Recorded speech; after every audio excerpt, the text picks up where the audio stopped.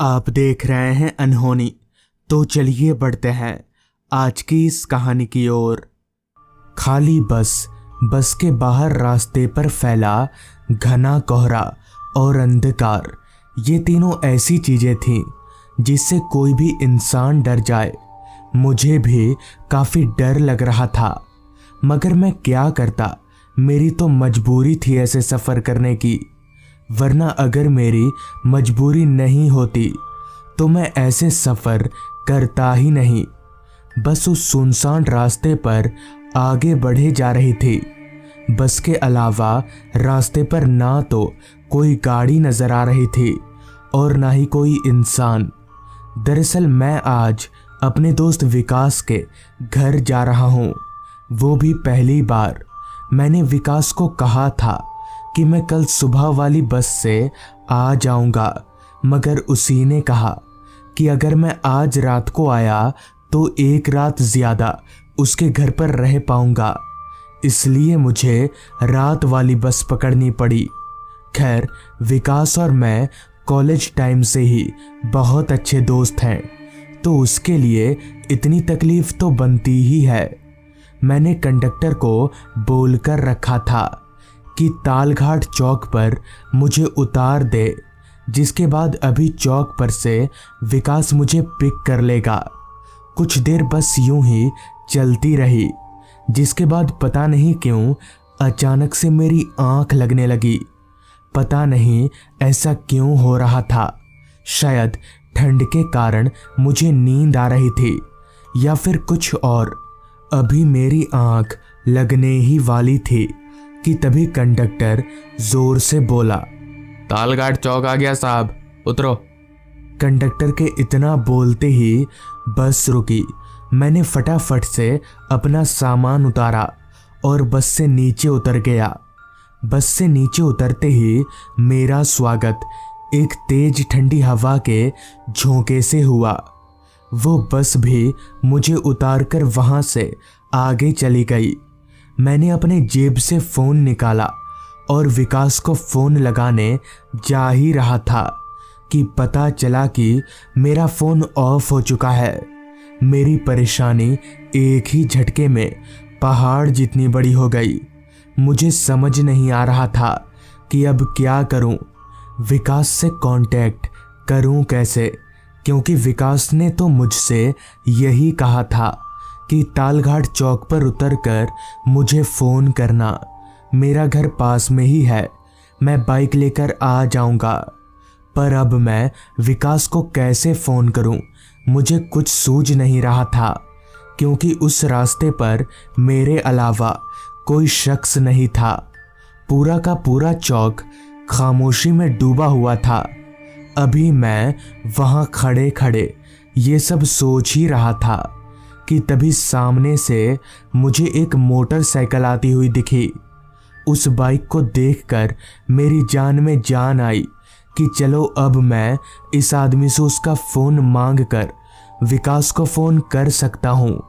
मगर वो बाइक जब मेरे करीब आई तो मेरी खुशी का कोई ठिकाना ना रहा, क्योंकि वो बाइक सवार शख्स कोई और नहीं बल्कि खुद विकास ही था। विकास ने अपनी बाइक को मेरे पास लाकर रोका और बोला, क्या हुआ, फोन क्यों नहीं किया तूने? इस पर मैंने जवाब दिया, अरे भाई मेरा फोन ऑफ हो गया था, मैं कैसे करता फोन। इस पर विकास बोला, चल कोई नहीं, बैठ बाइक पर, रात काफी हो गई है। विकास के इतना कहते ही मैं उसकी बाइक पर चढ़कर बैठ गया। मेरे बैठते ही विकास ने बाइक को आगे बढ़ा लिया और हम लोग उसके घर की तरफ आगे बढ़ने लगे। रात हर पल गहराती जा रही थी। घड़ी की माने तो तब रात के 9:15 बज रहे थे। मगर एक चीज बड़ी अजीब थी, रास्ते पर कोई इंसान नहीं था। पर ऐसा क्यों? आखिर इतनी जल्दी ही रास्ता इतना सुनसान क्यों हो गया? मुझे कुछ ठीक नहीं लग रहा था। एक और बात मैंने अभी नोटिस की कि आखिर विकास को पता कैसे चला कि मैं उतर चुका हूँ। मैंने तो उसे फ़ोन किया ही नहीं। इस सवाल को मैं ज्यादा देर तक अपने जहन में रख नहीं सका और विकास से पूछा, विकास, तुझे पता कैसे चला कि मैं उतर चुका हूं? इस पर विकास बोला, मुझे यहां आने वाली सभी बसों की टाइमिंग पता है, सब जानता हूं मैं। विकास से ये सुनकर मुझे तसल्ली मिली। बाइक पर तेज ठंडी हवा मेरे बदन पर ऐसे लग रही थी जैसे कोई बर्फ के गोले मार रहा हो। मुझे कुछ ज्यादा ही ठंड लग रही थी, जबकि ऐसा नहीं होना चाहिए था, क्योंकि मैं विकास से पीछे बैठा हुआ था। ज्यादा ठंड विकास को लगनी चाहिए थी, तो फिर मुझे क्यों लग रही है? ऐसा लग रहा था जैसे हवा विकास के शरीर को आर पार करके सीधे मुझे लग रही हो। खैर, मैं चुपचाप बाइक पर बैठा रहा। विकास को बाइक चलाते हुए अब काफी वक्त हो चुका था, मगर अभी तक उसका घर नहीं आया था, जबकि फोन पर तो विकास ने ये कहा था कि उसका घर चौक से नजदीक पड़ता है। तो फिर अभी तक हम लोग घर क्यों नहीं पहुंचे? इसी तरह के हजारों सवाल अब धीरे धीरे मन में उमड़ने लगे थे, मगर मुझे विकास से ऐसे बार बार पूछना भी ठीक नहीं लग रहा था। मैंने सोचा विकास का घर जब आ जाएगा तो वो मुझे खुद ही उतरने के लिए बोलेगा। मन को ये समझाकर मैं चुपचाप बाइक पर बैठा रहा। कुछ ही देर में विकास ने बाइक को एक बड़े से घर के पास रोका। वो घर काफी बड़ा था, जो कि चांद की रोशनी में मुझे साफ तौर पर नजर आ रहा था। पर विकास का घर इतना बड़ा है, ये मुझे उसने पहले बताया नहीं था। खैर, विकास और मैं हम दोनों घर के दरवाजे पर गए। विकास ने घर का दरवाज़ा सरकाया और हम लोग घर के अंदर दाखिल हो गए। घर के अंदर पूरा अंधेरा फैला हुआ था। घर के अंदर कोई लाइट नहीं जल रही थी, जिस पर मैंने विकास से पूछा, लाइट नहीं है क्या यहाँ पर? इस पर विकास ने लड़खड़ाती आवाज में कहा, हाँ, शायद लाइट चली गई होगी। चल, मैं तुझे तेरा कमरा दिखा देता हूँ, तू जाकर सो जा, बहुत थक गया होगा। विकास की बात सुनकर मुझे काफ़ी हैरानी हुई कि मैं पहली बार उसके घर पर आया हूँ। उसने ना तो मुझे खाने के लिए पूछा और ना ही मुझसे सही से बात की। विकास ऐसा तो नहीं था, तो फिर आज इसे हो क्या गया है? खैर, मैंने उस वक्त कुछ भी बोलना ठीक नहीं समझा और विकास के साथ घर के एक कमरे की तरफ जाने लगा। उस कमरे के दरवाजे तक छोड़कर ही विकास वहां से चला गया। मुझे पूरा यकीन हो गया था कि आज विकास के साथ कुछ तो गलत हुआ है। खैर, मैं उस कमरे के अंदर दाखिल हुआ। कमरे में एक पलंग लगा हुआ था और उसी पलंग के सिरहाने में एक कांच की खिड़की थी, जिससे चांद की रोशनी कमरे के अंदर आ रही थी। मैं उसी पलंग पर लेट गया और सफ़र की थकावट के चलते कब मेरी आंख लग गई मुझे कुछ याद नहीं। ना जाने कितनी देर बाद, मगर जब मेरी आंख खुली तो मेरे सर के पास वाली खिड़की में कोई बाहर से दस्तक दे रहा था। मैंने तुरंत खिड़की की ओर देखा तो पाया कि खिड़की के बाहर विकास खड़ा है और वो मुझे खिड़की खोलने के लिए बोल रहा है। मैंने तुरंत खिड़की के कांच को सरकाया तो उधर से विकास बोला, जल्दी बाहर आ, यहाँ इसी खिड़की से आ जा। चूंकि वो खिड़की काफ़ी बड़ी थी तो मैं उसी से बाहर निकल गया।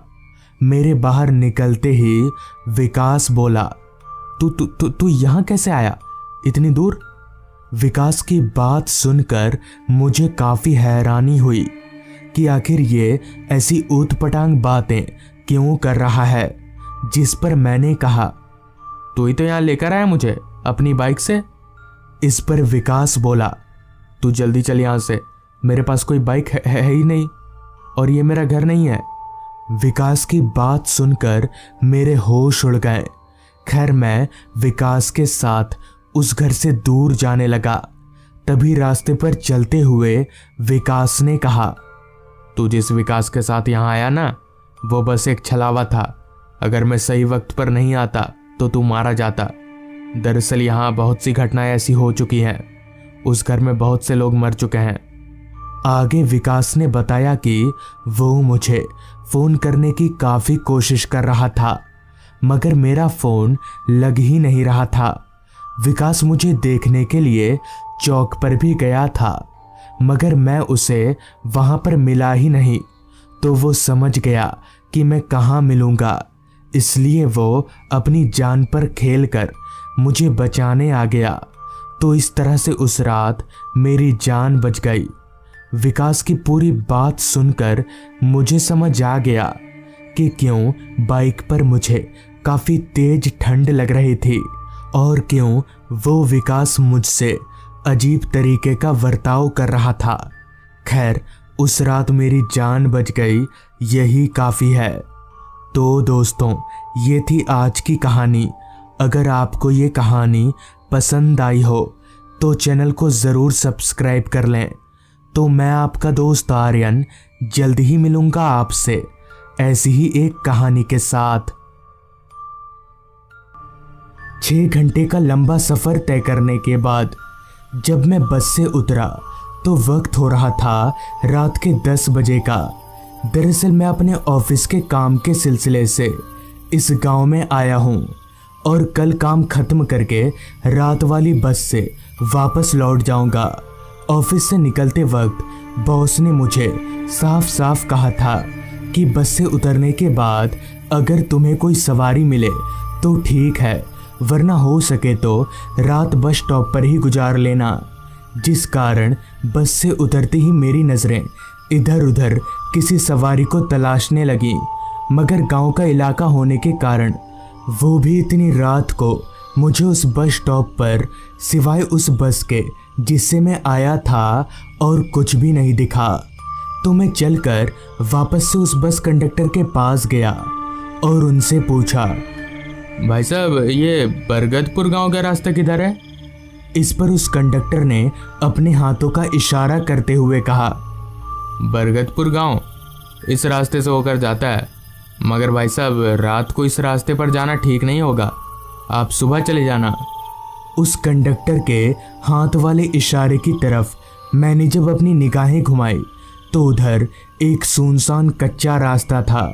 लेकिन मैं इन सब बातों पर विश्वास नहीं करता था और ना ही मैं डरता था, इसलिए मैंने कंडक्टर से कहा, भाई साहब मैं चला जाऊंगा, मुझे डर वर नहीं लगता। इतना बोलकर मैं आगे बढ़ने लगा। वो रास्ता काफ़ी पतला और दोनों तरफ से जंगलों से घिरा हुआ था। ये उस समय की बात है जब अधिकतर गांव में बिजली की सुविधा नहीं पहुंची थी। तो उस वक्त गांव में भी बिजली का नामो निशान तक नहीं था। और सबसे ज़्यादा दिक्कत वाली बात तो ये थी कि मैं अपने साथ टॉर्च लाना भूल गया था। रास्ता पूरी तरह से अंधेरे में डूबा हुआ था।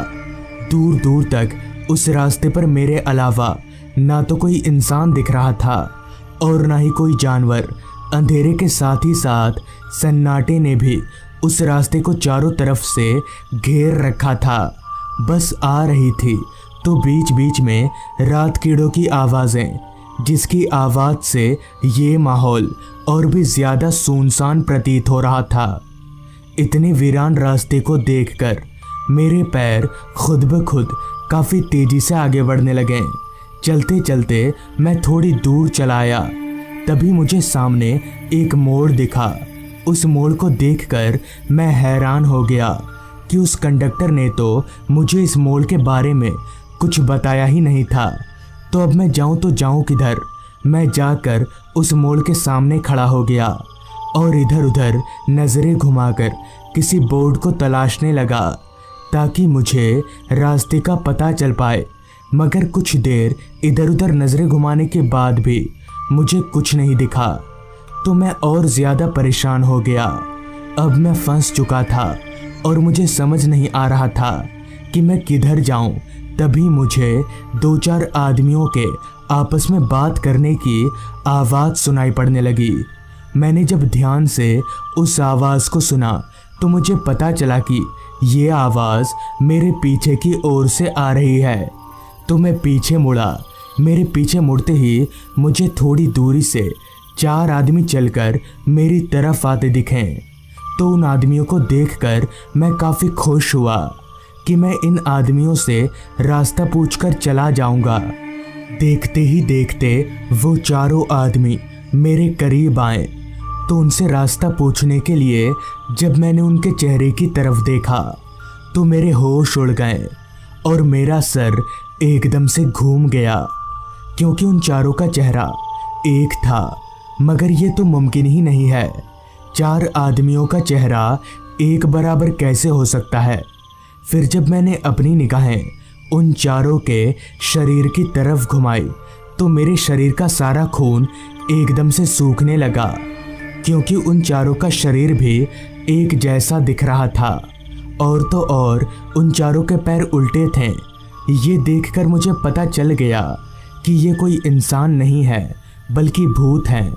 अभी मैं डर से कांप ही रहा था कि तभी उन चारों आदमियों का सर धड़ से अलग होकर हवा में उड़ने लगा। ये देखकर मेरा कांपता शरीर और जोर जोर से कांपने लगा। इससे पहले कि वो भूत मुझे मार देते कि तभी मैंने एकदम से दौड़ लगा दी और दोनों रास्तों से दाएं वाला रास्ता पकड़कर भागने लगा। भागते वक्त मेरी निगाहें खुद ब खुद पीछे मुड़कर उन भूतों को देख रही थी कि कहीं वो चारों भूत मेरा पीछा तो नहीं कर रहे हैं। तो हाँ, सच में वो चारों भूत चलकर मेरे पीछे आ रहे थे। और एक बात हैरान करने वाली ये भी थी कि मैं भाग रहा था और वो चारों भूत चलकर मेरे पीछे आ रहे थे, मगर फिर भी मैं उनसे काफ़ी आगे नहीं निकल पा रहा था। लेकिन फिर भी मैंने हिम्मत नहीं हारी और अपने कदमों को और तेज भगाने लगा, ये सोचकर कि मेरी मौत मेरा पीछा कर रही है। भागते वक्त डर के कारण मेरी आंखें बार बार बंद हो जा रही थीं, जिससे किसी भी चीज़ से टकराकर मेरे गिरने का खतरा बढ़ जा रहा था। मगर मुझे ये भी पता था कि अगर मैं गिरा तो उसी वक्त ये भूत मेरा काम तमाम कर देंगे। तो मैं बार बार अपनी आंखों को खोलकर रखने की कोशिश कर रहा था। कुछ दूर ऐसे ही भागने के बाद मुझे आगे कुछ घर दिखे। उन घरों को देखकर मेरी जान में थोड़ी सी जान आई कि शायद अब मेरी जान बच सकती है। तो मैं भागकर उन घरों की तरफ जाने लगा। मुझे उन घरों की तरफ जाता देख वो चारों भूत एकदम से रुक गए और मुझे देखकर एक भयानक सी हंसी हंसने लगे। मगर मुझे पता नहीं चल रहा था कि वे भूत मुझे देखकर क्यों हंस रहे हैं। खैर, मुझे इससे क्या, मुझे तो अपनी जान बचानी थी। ये सोचकर मैं भागता हुआ उन घरों के करीब पहुंचा। तो उन घरों के करीब पहुंचते ही मुझे एक दुकान खुला हुआ दिखा और दुकान के बाहर टेबल पर 2-3 आदमी भी बैठे हुए थे। तो उन आदमियों को देखकर मुझे काफ़ी हिम्मत मिली और मैं भागकर उनके पास गया। तो मुझे इतना डरा सहमा देख उनमें से एक आदमी ने कहा, क्या बात है भाई, लगता है नए नए आए हो। इस पर मैंने अपना सिर हाँ में हिलाते हुए अपनी पूरी आप बीती उन आदमियों को बताई। तो उनमें से एक आदमी ने बताना शुरू किया। आज से 1 साल पहले वो आदमी जंगलों से लकड़ियाँ लाकर बाजार में बेचा करता था, मगर ना जाने एक रात ऐसा क्या हुआ, क्योंकि जब वो लकड़ियाँ लाने जंगल में गया तो वापस ही नहीं लौटा। काफ़ी देर तक घर वापस ना लौटने के बाद उसके घर वाले उसे ढूंढते हुए जंगल में गए तो वहीं उसके घर वालों को उसकी लाश मिली और उसकी लाश को देखने से ही पता चल रहा था कि उसे किसी जंगली जानवर ने नोचकर खाया है। अकाल मौत होने के कारण उसकी आत्मा को शांति नहीं मिली और उसकी आत्मा भी हमारी तरह भटकती रहती है।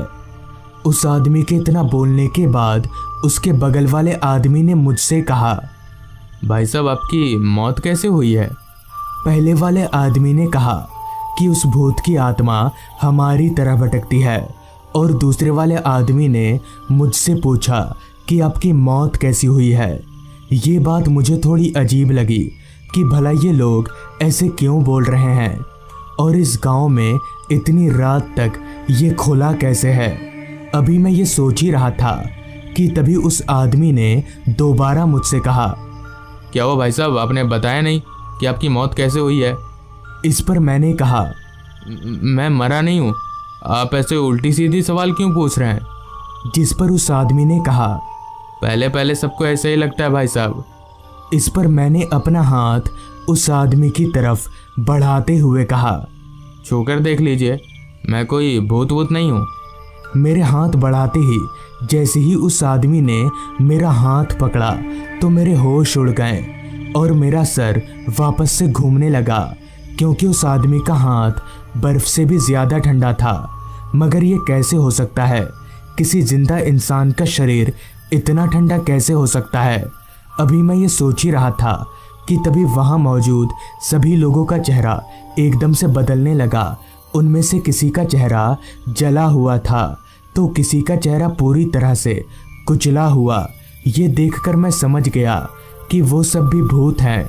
अब मैं अपने बचने की उम्मीद खो चुका था और मैंने अपने आप को मरा हुआ मान लिया था कि तभी डर के कारण मेरे आंखों के सामने सब कुछ काला पड़ने लगा और मैं वहीं पर बेहोश हो गया।